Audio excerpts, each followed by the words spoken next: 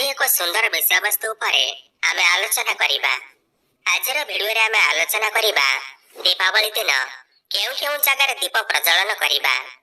ପ୍ରକୃତରେ ଶାସ୍ତ୍ରରେ କଣ ରହିଛି ଏହାର ପ୍ରମାଣ, କେଉଁ ଜାଗାରେ କେତୋଟି ଦୀପ ଆମେ ଜଳାଇବା, ଯାହାଦ୍ୱାରା କି ଦୀପାବଳିର ପୁଣ୍ୟଫଳ ଆମକୁ ପ୍ରାପ୍ତ ହେବା ସହିତ ମା ଲକ୍ଷ୍ମୀଙ୍କର କୃପା ଆମକୁ ପ୍ରାପ୍ତ ହୋଇଥାଏ ଏବଂ ଆପଣଙ୍କର ଆର୍ଥିକ ସମସ୍ୟା ଦୂର ହୋଇଥାଏ। ବହୁତ ଗୁରୁତ୍ୱପୂର୍ଣ୍ଣ ଟପିକ ଅଛି। ଆପଣଙ୍କୁ ନିବେଦନ କରିବି ଆପଣଙ୍କର ଫାଇଦା ପାଇଁ ଭିଡିଓକୁ ଶେଷ ପର୍ଯ୍ୟନ୍ତ ନିଶ୍ଚୟ ଦେଖନ୍ତୁ।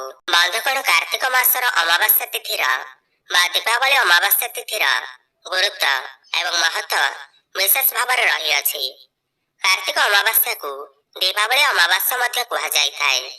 ଦୀପାବଳିର ଅର୍ଥ ଦୀପ ଆବଳି ଅର୍ଥାତ୍ ଦୀପମାଳା ବା ଦୀପ ସମୂହକୁ ଦାନ କରିବା। ଏଣୁ ଏହି ଦୀପାବଳିରେ ଦୀପ ଦାନ କରିବାର ବିଶେଷ ମହତ୍ତ୍ୱ ରହିଅଛି।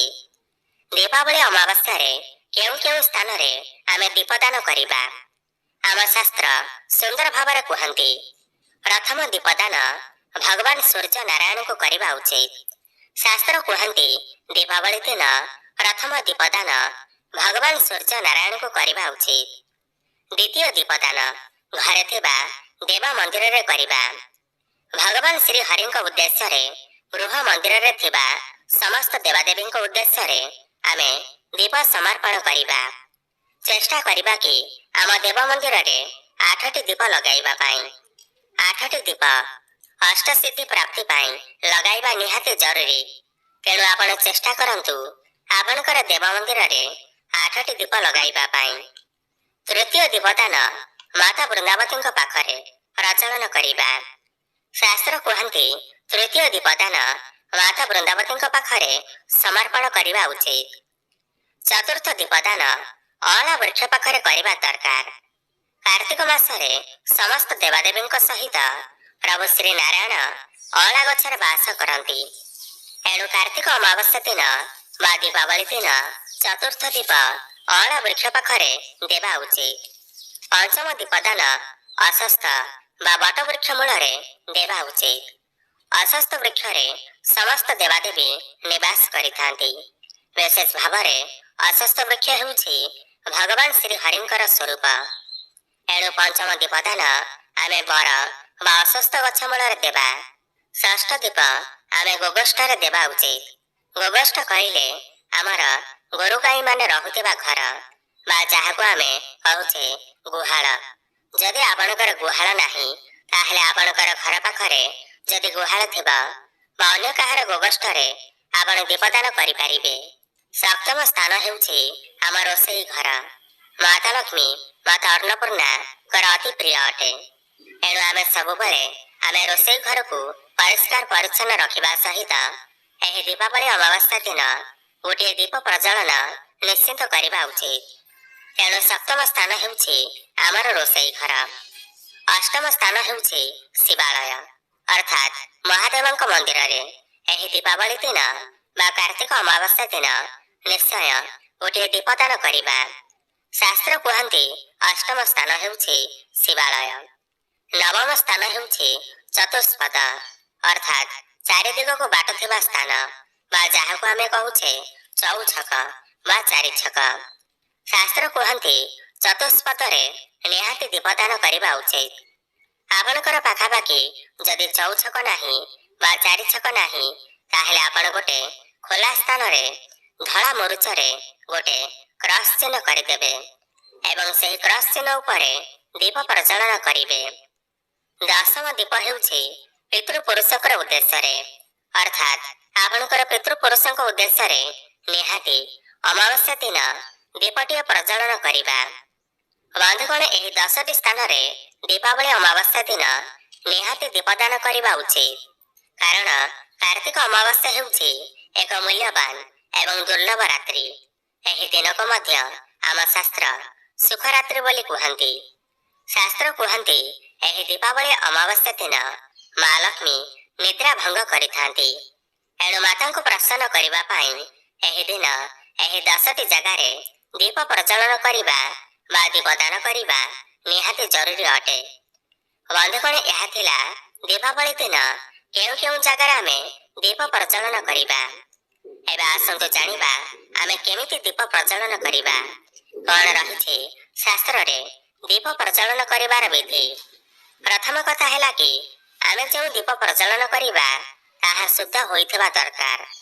ଆପଣ ଆପଣଙ୍କର ଦେବ ମନ୍ଦିରରେ ମାତା ବୃନ୍ଦାବତୀଙ୍କୁ, ପ୍ରଭୁ ସୂର୍ଯ୍ୟ ନାରାୟଣଙ୍କୁ, ଦେବାଦିଦେବ ମହାଦେବଙ୍କୁ ଯଦି ଆପଣ ପିତ୍ତଳ ଦୀପ ସମର୍ପଣ କରିବା ପାଇଁ ଚାହାନ୍ତି ତାହେଲେ ସେହି ଦୀପକୁ ଭଲ ଭାବରେ ସଫା କରି ଶୁଦ୍ଧ କରିଦେବେ। ବା ଆପଣଙ୍କର ପାଖରେ ଏତେ ଗୁଡ଼ିଏ ପିତ୍ତଳ ଦୀପ କ୍ରୟ କରିବା ପାଇଁ ଶକ୍ତି ସାମର୍ଥ୍ୟ ନାହିଁ ତାହେଲେ ଆପଣ ମାଟିର ଦୀପ ପ୍ରଜ୍ୱଳନ କରିପାରିବେ। ମନେ ରଖିବା ଦରକାର କି ଆମେ ନୂଆ ଦୀପ ପ୍ରଜ୍ୱଳନ କରିବା, କାହିଁକି ନା ମାଟିର ଦୀପ ଥରେ ଜଳିଲା ପରେ ତାହା ଉଦ୍ଦିଷ୍ଟ ହୋଇଯାଏ। ତେଣୁ ପୁନର୍ବାର ସେ ଦୀପ ଆଉ ପୂଜା କାର୍ଯ୍ୟରେ ଲାଗେ ନାହିଁ। ତେଣୁ ପ୍ରଥମ କଥା ହେଲା କି ଆମେ ଯେଉଁ ଦୀପ ପ୍ରଜ୍ୱଳନ କରିବା ସେ ଦୀପ ଶୁଦ୍ଧ ହୋଇଥିବା ଦରକାର। 2 ନମ୍ବର କଥା ମନେ ରଖନ୍ତୁ, ଯେତେବେଳେ ଆମେ ଦୀପ ପ୍ରଜ୍ୱଳନ କରିବା ଦୀପକୁ କେବେ ବି ତଳେ ରଖିବା ନାହିଁ। ସମସ୍ତ ଦୀପକୁ କୌଣସି ପତ୍ର, ପୁଷ୍ପ, ଅକ୍ଷତ, ଧାନ ଉପରେ ଆମେ ଦୀପକୁ ସ୍ଥାପନ କରିପାରିବା। 3 ନମ୍ବର କଥା ହେଉଛି ଗୋଟିଏ ଦୀପ ପ୍ରଜ୍ୱଳନ କରିସାରିବା ପରେ ଆପଣ ହାତ ଧୋଇ ଆଉ ଗୋଟିଏ ଦୀପ ପ୍ରଜ୍ୱଳନ କରିବେ। 4 ନମ୍ବର କଥା ହେଉଛି ଯେଉଁ ଦୀପ ଆମେ ପ୍ରଜ୍ୱଳନ କରିବା ଭଗବାନଙ୍କର କେଉଁ ପାଖରେ ରଖିବା। ଶାସ୍ତ୍ର କୁହନ୍ତି ଯଦି ଆପଣ ଭଗବାନଙ୍କୁ ଘିଅର ଦୀପ ସମର୍ପଣ କରିବେ ତାହେଲେ ଘିଅର ଦୀପକୁ ଭଗବାନଙ୍କର ଡାହାଣ ପଟେ ଏବଂ ତୈଳ ଦୀପକୁ ଭଗବାନଙ୍କର ବାମ ପଟେ ରଖିବେ। ପଞ୍ଚମ କଥା ହେଲା କି ଆମେ ଯେତେବେଳେ ଦୀପାବଳି ଅମାବାସ୍ୟାରେ ଦୀପ ପ୍ରଜ୍ୱଳନ କରିବା ଦୀପର ମୁହଁ କେଉଁ ଦିଗକୁ ରଖିବା। ଶାସ୍ତ୍ର କୁହନ୍ତି ଦୀପର ମୁଖ ପୂର୍ବ ଦିଗକୁ ରଖିଲେ ଆୟୁ ବୃଦ୍ଧି ହୋଇଥାଏ, ଉତ୍ତର ମୁଖା କଲେ ଧନ ପ୍ରାପ୍ତି ହୋଇଥାଏ। ତେଣୁ ଆପଣ ଯେତେବେଳେ ଦୀପ ପ୍ରଜ୍ୱଳନ କରିବେ, ଦୀପ ଦାନ କରିବେ, ଦୀପର ମୁଖ ସର୍ବଦା ପୂର୍ବ କିମ୍ବା ଉତ୍ତରକୁ ରଖିବେ। 6 ନମ୍ବର କଥା ହେଲା ଦୀପରେ ଆପଣ କେଉଁ ପ୍ରକାର ବଳିତା ଦେବେ, ତୁଳା ବଳିତା ଦେବେ ନା କପଡ଼ା ବଳିତା ଦେବେ।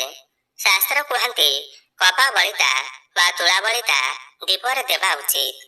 ସପ୍ତମ କଥା ହେଉଛି କେତୋଟି ବଳିତା ଦେବା। ଶାସ୍ତ୍ର କୁହନ୍ତି ଆପଣ ଚେଷ୍ଟା କରନ୍ତୁ ପ୍ରତ୍ୟେକ ଦୀପରେ 2ଟି ବଳିତା ଦେବା ପାଇଁ।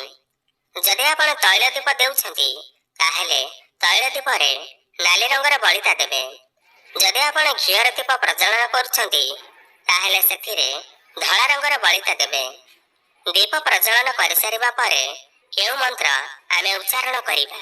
ଦୀପ ଜ୍ୟୋତି ହିଁ ପରମ ବ୍ରହ୍ମ, ଦୀପ ଜ୍ୟୋତି ହିଁ ଜନାର୍ଦ୍ଦନ, ଦୀପ ହରତୁ ମେ ପାପ, ସନ୍ଧ୍ୟା ଦୀପ ନମସ୍ତୁତେ, ଶୁଭଂ କରତୁ କଲ୍ୟାଣମାରୋଗ୍ୟଂ ସୁଖ ସମ୍ପଦଂ, ଶତ୍ରୁବୁଦ୍ଧି ବିନାଶଂ ଚ, ଦୀପ ଜ୍ୟୋତି ନମସ୍ତୁତେ।